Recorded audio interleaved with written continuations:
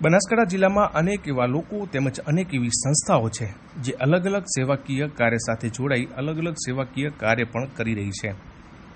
ત્યારે ચૈત્ર માસની શરૂઆત થતાં જ બનાસકાંઠાના ડીસામાં શંકરભાઈ કતીરા દ્વારા કીડિયારૂ માટે કીડિયારૂની કીટો તૈયાર કરવામાં આવે છે અને લોકોને પણ નિઃશુલ્ક આ કીટોનું વિતરણ કરવામાં આવે છે। ચૈત્ર માસમાં આ કીડિયારૂની કીટો તૈયાર કરી કેમ કીડિયારૂ પૂરવામાં આવે છે, આવો જાણીએ તેનું વિશેષ મહત્વ શું હોય છે।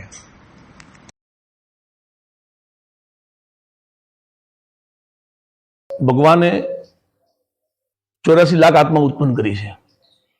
દરેક નાનામાં મનુષ્ય પણ આવી ગયો। દરેક મનુષ્ય ગણીએ તો મનુષ્યની પણ પહેલી જરૂરિયાત કઈ? દરેકની પહેલી જરૂરિયાત 3 જ છે। પહેલી રોટી, કપડાં અને મકાન। સૌથી જરૂરિયાત રોટી એટલે પેટ ભરવું। એ પેટ ખાલી મનુષ્ય નથી ભરતા, પશુ પક્ષીઓ બધા જ ભરે છે। એટલે આપણા મનુષ્ય તરીકે આપણી ફરજ આપે આપણે બીજા પશુ પક્ષી કીડિયારૂ ચકલી ભગવાન જેને ચાંચ આપી છે બધાને ચગો આપે જ છે।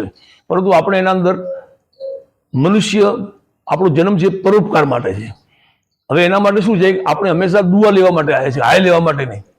એટલે દુઆ કોની? તો દુઆ જેટલી વધારે દુઆ લે એટલી થાય। એટલે દુઆ કોની મળે? જે આત્મા સંતુષ્ટ થાય, પેટ જેનું ભરાય તો એ હંમેશા દુઆ આપે। એટલે એ દુઆ આપવા માટે વધારે એક આખર જેટલા વધારે આત્માને તમે જમાડો એટલી વધારે દુઆ મળે। આખા નગરને જમાડો પરંતુ નગરને જમાડવાની આપણી કેપેસિટી ન હોય તો એના બદલામાં એક કીડી પણ નગરું કહેવાય છે। કારણ કે એક નથી હોતું, આખું નગરનું નગર હોય છે। એક આટલું કીડી નગરું ભરો કે એક ગામને જમાડો, બંને ઇક્વલ ગણાય છે। એ કીડીઓને જ્યારે તમે પેટ ભરો ને એટલે હંમેશા કોઈ પણ આત્માનું પેટ ભરી એટલે રાજી થઈને હંમેશા દુઆ આપે। એટલે દુઆ આપે એટલે જેવી રીતે એ 24 કલાક ફરતી રહે તમને પણ તમારા ધંધાના અંદર રોજગારના અંદર ફરતા રાખે। કોઈ વ્યક્તિને બેરોજગાર હોય, ધંધો ન લાગતો હોય, કોઈને આવી વસ્તુ હોય તેમાં 40 દિવસનો પ્રયોગ આવે છે કીડીઓનો કે હંમેશા દૂધના અંદર ભાત રાંધી પણ અંદર ખાંડ નાખી ઘી નાખી અને તમે ઠંડી જગ્યા તમે મૂકતા રહો। એનો મંત્ર છે કે ઓમ નમો નગન ચીટી મહાવીર, હું પૂરું થોરી આશા તે પૂરો મોરી આશા। 40 દિવસ જો એ કરે તો એનો ધંધો સતત ચાલુ થઈ જાય છે। એ ઉપરાંત ચૈત્ર મહિનામાં કેમ તો આટલા દિવસ શિયાળો ગયો, શિયાળામાં ઠંડક હતી, ઠંડકના કારણે કીડીઓ બધી જગ્યાએ રહેતી હતી।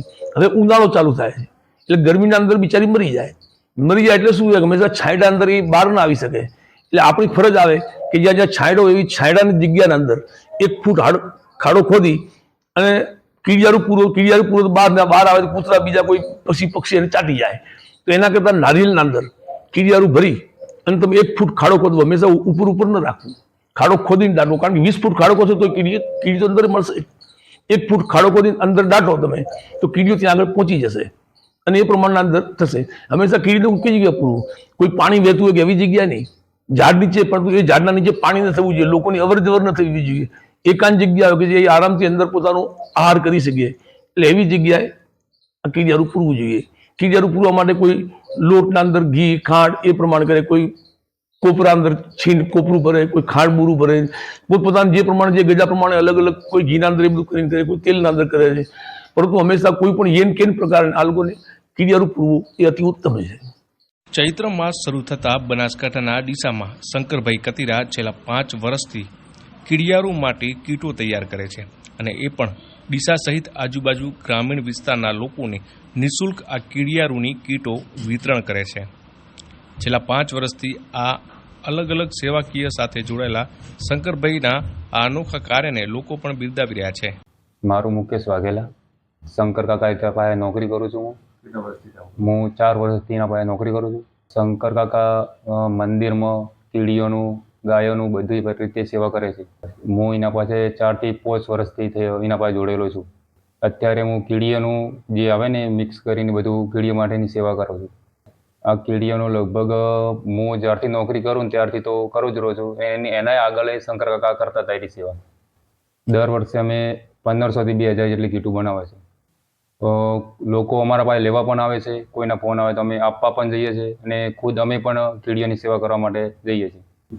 કીડીઓને અમે તો ખાંડનું બૂરું લઈએ છીએ, ચાવલ દળેલા લઈએ છીએ અને પછી બાજરી લઈએ, મગ લઈએ છીએ અને જે ટોપરાનું જે બૂરું આવે ને એ પણ લઈએ છીએ। આ વર્ષે અમે 6 કિલો જેટલું તો બની નાખ્યું છે અને હજી પણ બનાવવાનો ટ્રાય ચાલુ છે અમારો। આ અમે ચૈતર મહિનામાં બનાવીએ છીએ.